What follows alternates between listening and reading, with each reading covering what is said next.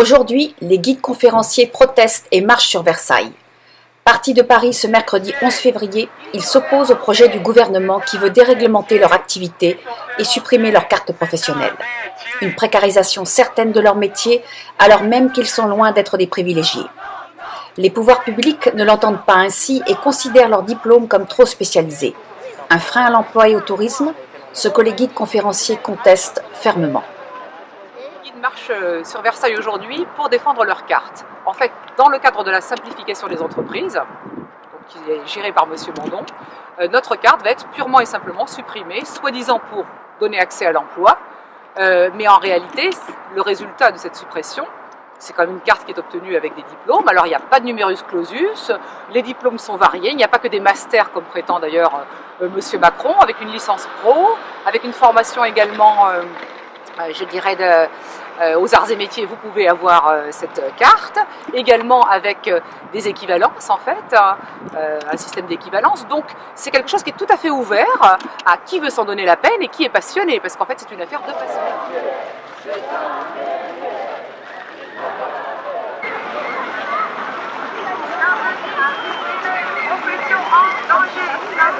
Donc la suppression de la carte professionnelle va avoir des conséquences assez tragiques pour notre profession.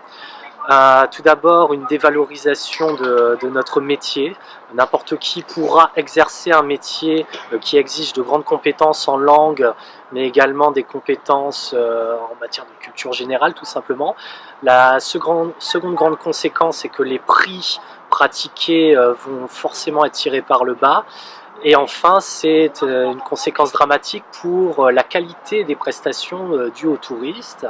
Nous sommes le pays le plus touristique, le plus visité au monde, et ce serait vraiment une très mauvaise image que de laisser n'importe qui raconter n'importe quoi devant nos œuvres dans les musées, les monuments parisiens ou de province. De plus, le gouvernement souhaite remplacer cette carte par une inscription sur un simple registre. Donc l'inscription sur un registre ne permet pas de vérifier les compétences des personnes qui travailleront en France. Ce qui veut dire qu'il y aura des guides low cost, des accompagnateurs qui s'improviseront guides et qui bien évidemment nous prendront une partie de notre travail. C'est pour ça qu'aujourd'hui nous avons symboliquement marché sur Versailles pour réclamer qu'on conserve notre gagne-pain comme il y a un peu plus de 2 siècles, les Parisiens avaient demandé du pain en venant à Versailles.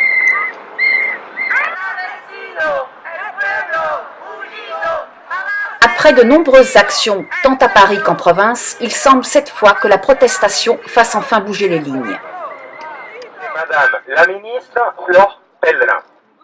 Il y avait aussi la directrice des musées et la directrice des services publics. Nos interlocuteurs nous ont fait part des avancées de projets initiés par le ministère en charge du tourisme. 4 points.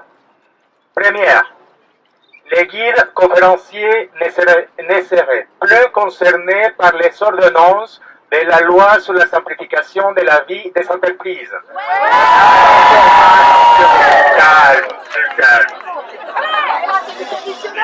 Nous ne serions donc plus tenus par les délais et l'urgence d'une ordonnance. 2. La carte professionnelle et le niveau de qualification actuel seraient maintenus. 3. Les modalités de délivrance et de contrôle ne sont pas encore définies. Mais les ministères de la Culture et de la Communication souhaitent un processus de délivrance contrôlé. 4. Il serait question d'une base de données nationale unique comme outil d'inventaire et de connaissance de notre profession. Mais tout ceci reste au conditionnel. Les guides conférenciers ne se contenteront pas longtemps de propositions officieuses. En l'absence de certitude quant à leur avenir, ils se tiennent prêts et déterminés pour d'autres actions.